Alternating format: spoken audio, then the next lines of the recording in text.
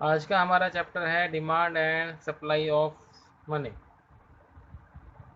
Hello student. तो इस chapter में हमारा पहला टॉपिक है डिमांड फॉर मनी। अब देखो, डिमांड फॉर मनी, मनी की कब डिमांड होती है? कभी सोचा आपने कि मनी की भी डिमांड हो सकती है? देखो, मनी और मनी की डिमांड और सप्लाई, ये दोनों ही बहुत ही इम्पोर्टेंट टॉपिक है मैक्रो इकोनॉमिक्स के अंदर।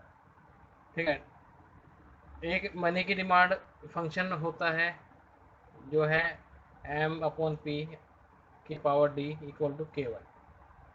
तो डिमांड फॉर मनी फंक्शन एक इक्वेशन है जो ये बताती है कि भाई हमारा जो मनी है लोगों के पास, वो उसको कितना अपना रियल बैलेंस होल्ड करना चाहते हैं। ठीक है। तो ये इक्वेशन है M/P की power D equal to KY, जहाँ पर K एक कांस्टेंट है, एक वो है जो कि इनकम में से, जैसे इनकम का परसेंटेज है। जैसे मान लो अगर K मेरा 0.2 है और मेरी 10,000 रुपये की इनकम है, तो यानी कि 2,000 रुपये ये होल्ड करना चाहते हैं। ठीक है। ऐसी ISLM के अंदर भी एक इक्वेशन है M/P की power D equal to Li, ठीक है। अब देखो, जो मनी है उसके तीन मेन फंक्शन होते हैं। एक तो यूनिट ऑफ अकाउंट, यानी अगर आप कोई चीज़ कैलकुलेट करना चाहते हैं तो ये एक कॉमन वैल्यूअर है। ठीक है। इससे हम लोग जो है वैल्यू कर सकते हैं और अकाउंट कर सकते हैं। दूसरा store of value. Store of value, अब देखो कई बार क्या होता है कि जो मनी जो होती है लोग उसको कमोडिटी में चेंज कर देते हैं, एसेट बना लेते हैं। तो उसकी वैल्यू कैसे होगी आगे, अगर उन्होंने बिजनेस करना है तो उसकी वैल्यू कितनी होगी, ये हम लोग कर सकते हैं। जब मनी नहीं होती थी, जब मनी नहीं होती थी तो उस टाइम क्या होता था, लोग बाग जो है गुड्स और कमोडिटी को जो है एक दूसरे से एक्सचेंज करते थे, और वो लंबे टाइम तक भी इसको नहीं रख सकते थे।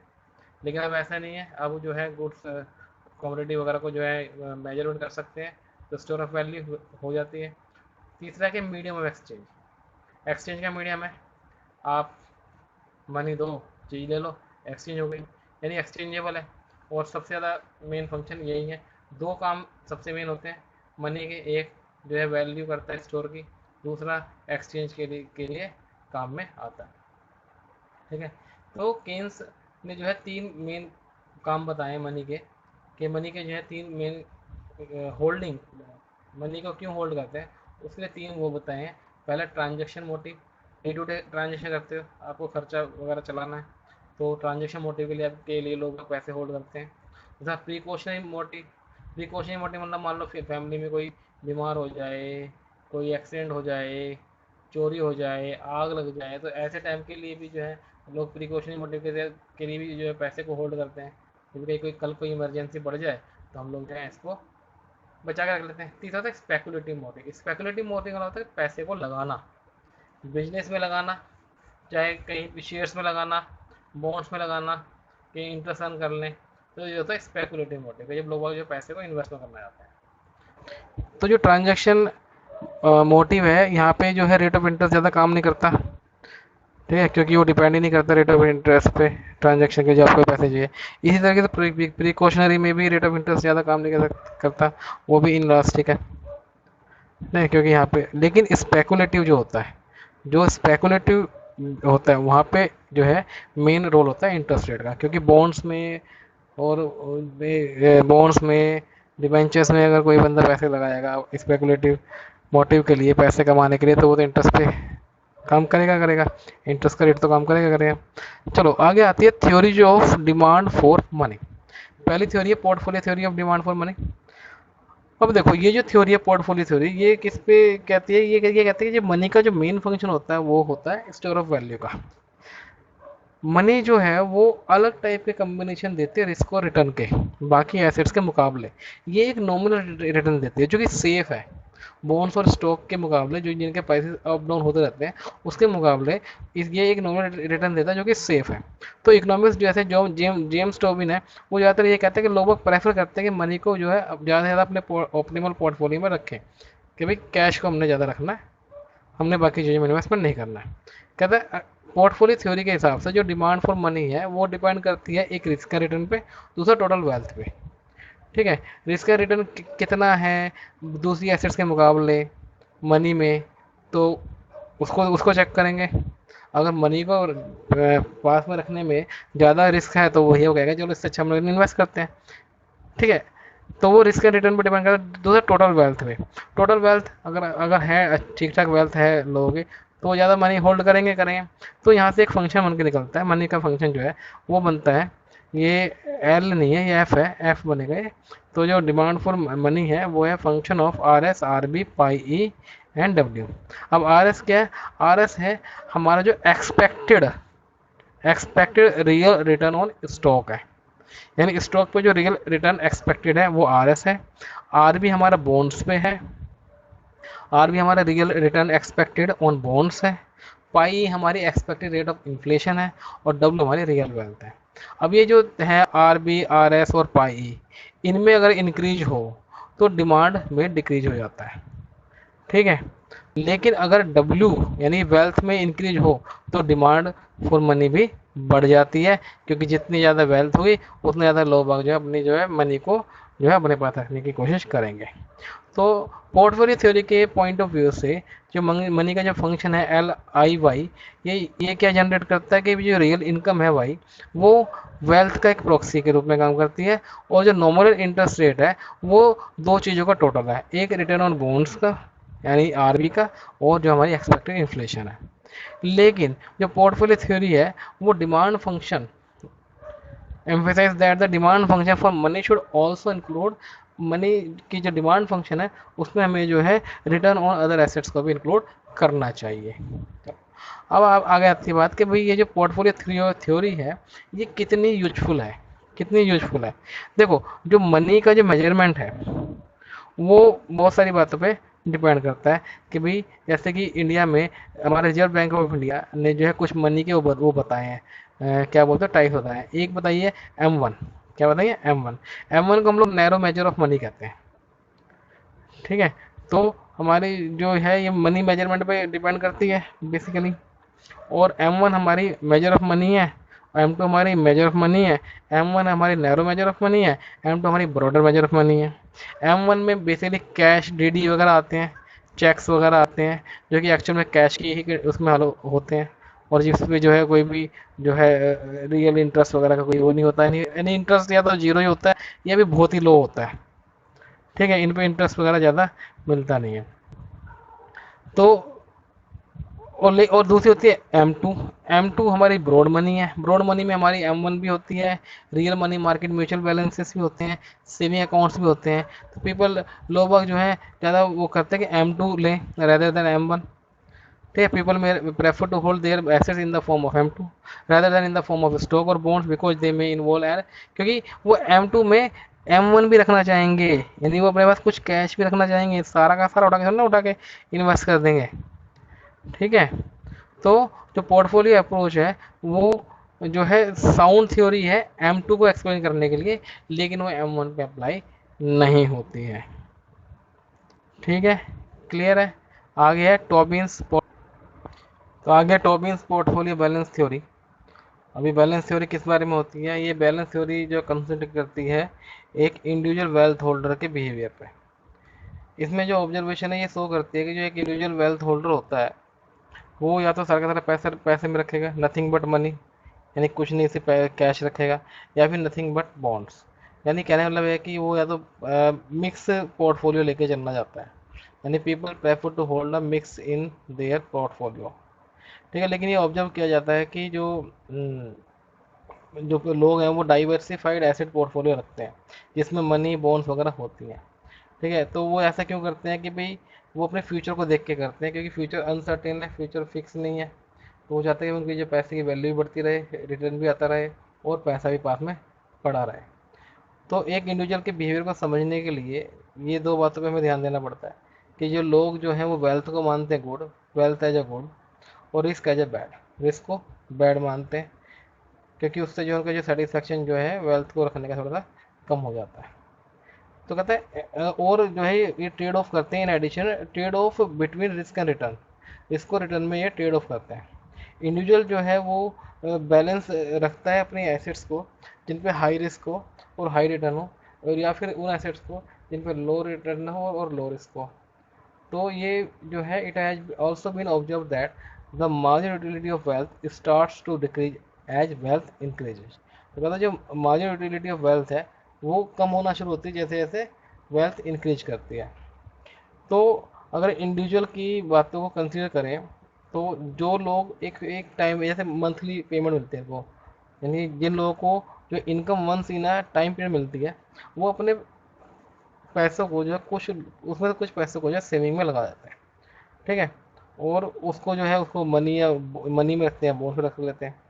ठीक है, तो as for money is concern there is no return risk. अगर वो मनी में रखेंगे तो भैया कोई रिटर्न नहीं मिलेगा, ना ही कोई रिस्क होगा, क्योंकि रिस्क होगा तो ही तो रिटर्न रिटर्न मिलेगा। और बोन्स की अगर बात करें तो उसमें इंटरेस्ट होगा, उसमें रिस्क भी होगा, रिटर्न भी होगा। ठीक है, उससे जो इनकम कमा लेंगे, लेकिन वो अनसर्टेन है। तो इनकम के जो है दो कंपोनेंट है, एक interest which accrue on the bond and whose amount is there for certain, दूसरा the capital gains and losses. तो ये जो इनकम है इनकी, इसके इनकम में दो कंपोनेंट है, एक तो इंटरेस्ट कमाए या फिर एक कैपिटल गेन कमाए। ठीक है, लॉसेस भी हो सकता है। कैपिटल गेन बताइए कि अगर हम लोग किसी चीज़ को उठा के बेचते हैं तो उसको कैपिटल गेन बोलते हैं। ठीक है, तो दो चीज़ों पे इनकम डिपेंड करती है। तो रिस्क जो है रिटर्न्स पे होता ही है, और उसको हम लोग जो स्टैंडर्ड डेविएशन और प्रोबेबिलिटी डिस्ट्रीब्यूशन के थ्रू उसको जो है नाप सकते हैं कि भाई कितना है। तो ज़्यादा प्रॉब्लम जो फेस करते हैं individual at the end of the period, कि भाई वो अपने जो फिक्स सेविंग है उसको कैसे करें, वो बॉन्ड में रखें या मनी में रखें, जिससे कि जो उनको जो मैक्सिमम रिटर्न मिल मिल जाए। तो जहाँ तक बोन्स की बात है, तो बोन्स को जो होल्ड करेंगे तो वो एक्सपेक्ट करता है कि जो उसकी इंटरेस्ट इनकम में है वो इंक्रीज हो जाए, और जिससे जो उनकी वेल्थ भी बढ़ जाए, और वेल्थ को जो नेक्स्ट पीरियड में वो यूज भी कर सकें। दूसरा है कि जो प्राइस ऑफ बोन्स है वो फ्लक्चुएट होता रहता है, तो ज़्यादा बोन्स होंगे पोर्टफोलियो में तो उनकी ज़्यादा फ्लक्चुएशंस आएगी उनके पोर्टफोलियो में। ठीक है, और वो ट्रेड ऑफ करता है एक्स्ट्रा एक्सपेक्टेड वेल्थ को विद एक्स्ट्रा रिस्क के साथ, ट्रेड ऑफ करता है। इन अदर वर्ड्स वो तैयार है एक्स्ट्रा रिस्क लेने के लिए, अगर उसको extra risk extra wealth expect होती है तो वो कमा सकता है, तो वो एक्स्ट्रा रिस्क लेने के लिए भी तैयार रहता है, यानी कि एक इंडिविजुअल जो है तैयार रहता है। ये एक फिगर बनाई है यहाँ पे, एक्सपेक्टेड वेल्थ ली हमने, इस पे वाई एक्सेस पे और एक्स एक्सेस पे रिस्क को लिया है। ठीक है, अब देखो यहाँ पे ये डब्लू है, डब्लू वो है जो इसकी जो वेल्थ थी, और डब्लू वन प्लस आई वो है जो कि बढ़कर हो जाएगी वेल्थ इंटरेस्ट के साथ यानी कंपाउंड कर जाएगी।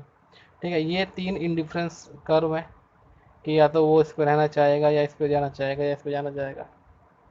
ठीक है, ये जो हमारी जो लाइन है ये हॉरिजॉन्टल, ये डब्लू वन प्लस आई है जो कि बढ़कर यहाँ से वेल्थ यहाँ पे पहुँच गई है। चलो इस फिगर के बारे में पढ़ते हैं। कहते हैं वर्टिकल एक्सेस पे हमने जो है वेल्थ को रखा है। ठीक है जी, और W in the next period, और हॉरिजॉन्टल एक्सेस हमने रिस्क को रखा है। आई आई जीरो आई और आई वन ये अलग अलग डिफरेंस कर्व है जो कि शो करते हैं अलग अलग कम्बिनेशंस का रिस्क और रिटर्न का। ठीक है, अब वेल्थ जो है गुड है जो, और रिस्क जो है बैड है एक इंडिविजुअल के लिए। तो हर एक कर्व के अंदर ये जो हर एक कर्व है ये अपवर्ड, ये स्लोप अपवर्ड करते हैं राइट की साइड को। इसमें ये पता चलता है कि जो इंडिविजुअल जो है वो सेम इंडिफरेंस कर्व पे रह सकता है, या फिर उस वो कहीं आगे भी मूव कर सकता है या पीछे मूव कर सकता है। ठीक है, तो सेम लेवल पे भी रह सकता है या फिर वो बढ़ा या घटा भी सकता है। आगे कहता है कि अगर वो मूव्स कर जाए, as one moves upward and towards the left the indifference curve represent higher level of utility. तो इंडिफरेंस कर्व जो है हायर लेवल ऑफ यूटिलिटी दिखाते हैं, और एक इंडिविजुअल के लिए बेटर रहेगा कि इफ बेटर ऑफ है कि if he has more wealth with no extra risk involve. बिल्कुल ज़्यादा, अगर जो किसी को ज़्यादा वेल्थ मिल रही हो और रिस्क नहीं हो तो वो उसके लिए ज़्यादा बेटर रहेगा। और दूसरा, if there is a less risk but without any corresponding decrease in wealth, लेकिन ठीक है रिस्क है लेकिन थोड़ा बहुत है, और उससे जो उसकी वेल्थ में कोई भी कमी नहीं आएगी। तो आगे कहते हैं डिफरेंस कर्व जो है वो शेप है कॉन्वेक्स होती है, कॉन्वेक्स डाउनवर्ड होती है। क्यों है? क्योंकि जितनी ज़्यादा वेल्थ होगी इंडिविजुअल के पास, उतना ही जो है उसको जो है एडिशनल वेल्थ की इंपॉर्टेंस कम होती जाएगी। ठीक है, तो smaller will be the increase in risk he will be ready to undertake to increase wealth. अगर उसको लगता है कि भी कम है रिस्क तो वो जो है तैयार रहेगा हमेशा रिस्क लेने के लिए। अब ये जो लाइन है डब्लू वन प्लस आई, ये रिप्रेजेंट करती है एक इंडिविजुअल की मैंने कहा था कि ये इनकम बढ़ के इतनी हो जाएगी, ये वो है। और ये जो है बजट कंस्ट्रेंट होती है, बजट को ध्यान में रख के ही बनाई जाती है, और डिफरेंट कॉम्बिनेशन पे ये होती है। अब जो इंडिविजुअल के ऑप्शन है वो क्या क्या रहेंगे, पॉइंट डब्लू पे जो कि इसकी स्टार्ट थी, स्टार्टिंग वेल्थ थी, ये जो है he will also and up with the same wealth. वो चाहेगा कि भाई मेरी वेल्थ में कोई चीज़ ना, मेरी वेल्थ कम से कम उतनी तो रहे, ठीक है, यानी मनी में रहे। और पॉइंट डब्ल्यू आई प्लस आई, 1 + आई है, वो जो उसकी जो वेल्थ है वो बढ़कर हो गई है बॉन्ड्स की उसमें, ठीक है। और वो जो है डब्लू इतनी एक्सपेक्ट करता है कि इतनी जो मेरी वेल्थ हो जाएगी, आई जो इंटरेस्ट रेट है।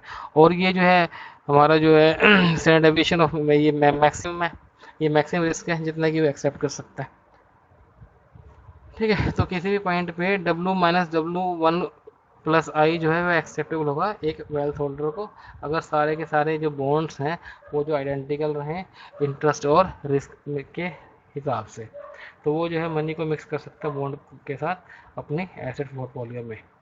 ज़्यादा बॉन्ड्स वो होल्ड करेगा तो ज़्यादा रिटर्न्स आएंगे और ज़्यादा रिस्क भी रहेगा।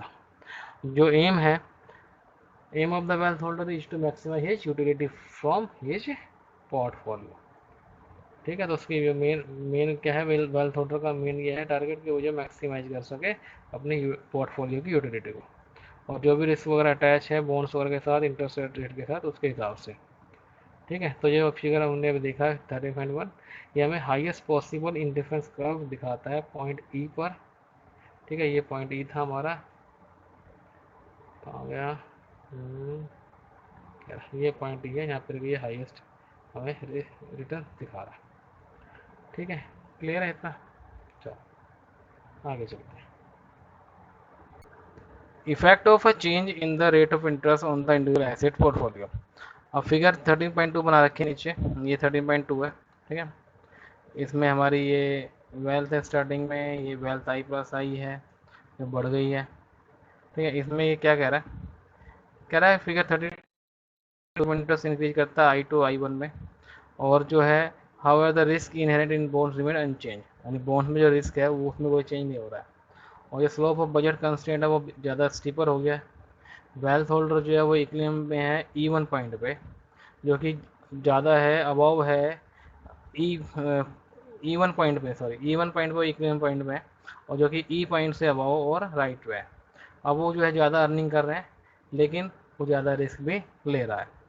तो जो rate of interest on bonds है वो अनचेंज है और ज़्यादा रिस्क है, यानी कि जो इंडिविजुअल जो है वो ज़्यादा बॉन्ड्स उसको लेकर रख रहा है, यानी कि हाइयर रेट ऑफ इंटरेस्ट पर, देखो सीधा सा मतलब ये निकलता है कि हाइयर रेट ऑफ इंटरेस्ट अगर होगा तो डिमांड फॉर मनी लोअर हो जाएगी, यानी कि लोग अपने पास जो पैसे को कम रखेंगे क्योंकि उनको इंटरेस्ट ज़्यादा मिल रहा होगा तो वो इंटरेस्ट लेने की कोशिश करेंगे, ठीक है। तो अब इस फिगर में हमें the analysis help us deriving the speculative demand curve for money as a continuous and downward sloping curve. The slope of curve depends upon the nature of the different indifference curve from which it is derived. अब नीचे आते हैं figure 13.A और 13.B, 13.3A। अब इसमें क्या कह रहा है कि इसमें कहता है कि हाइयर रेट ऑफ इंटरेस्ट होगा और हाइयर डिमांड फॉर मनी होगी, ये जो पहला फिगर है। और दूसरा फिगर ये कह रहा है कि इसमें अनचेंज रहेगी, यानी कि जो है ये डिमांड फॉर मनी जो है वो अनचेंज रहेगी अलग अलग डिफरेंट इंटरेस्ट रेट्स पर। आगे आता है सब्सटीट्यूशन इफेक्ट और वेल्थ इफेक्ट। सब्सटीट्यूशन इफेक्ट, ये जो पोर्शन है देखो ये E to E1 जा रहा है, इसमें ये जो पोर्शन है ये हमारा सब्सटीट्यूशन इफेक्ट है और ये हमारा वेल्थ इफेक्ट है और ये टोटल इफेक्ट है। तो 13.4 gives a better understanding as it analyzes the speculative demand for money in terms of substitution effect and wealth effect. तो यह मूवमेंट है जो हमारे ई से E2 पे जो है वो हमारी सब्सटीट्यूशन इफेक्ट है, और ये due to this effect less money held at a higher rate of interest, higher rate of interest पे जो कम मनी जो है लोग होल्ड करते हैं सब्सटीट्यूशन इफेक्ट की वजह से। और जो E2 से E1 पे जा रहा है ये हमारा वेल्थ इफेक्ट है, और ये this effect can move in any direction, किसी भी डायरेक्शन में जा सकता है। और जैसे जैसे ये इंक्रीज करेगी वेल्थ वैसे वैसे इंडिविजुअल की जो डिजायर है बोन्स को होल्ड करने की वो बढ़ती चली जाएगी, और सब्सटीट्यूशन इफेक्ट जो है वो वेल्थ इफेक्ट को इन्फोर्स करता है, री इन्फोर्स करता है।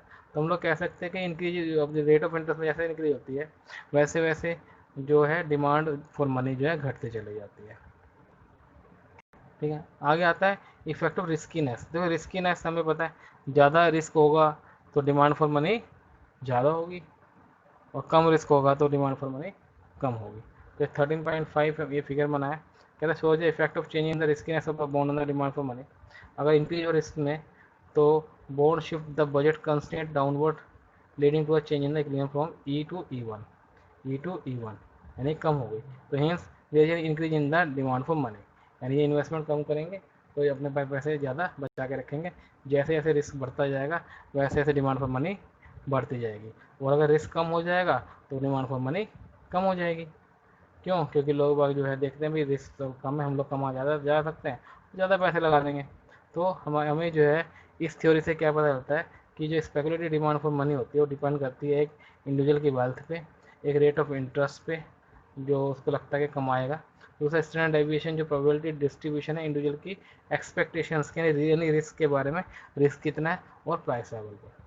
तो ये थ्योरी हमें ये चार चीज़ें बताती है कि जो स्पेकुलेटिव डिमांड फॉर मनी है वो डिपेंड करती है इंडिविजुअल की वेल्थ पे, रेट ऑफ इंटरेस्ट पे और रिस्क पे और प्राइस लेवल पे। ठीक है।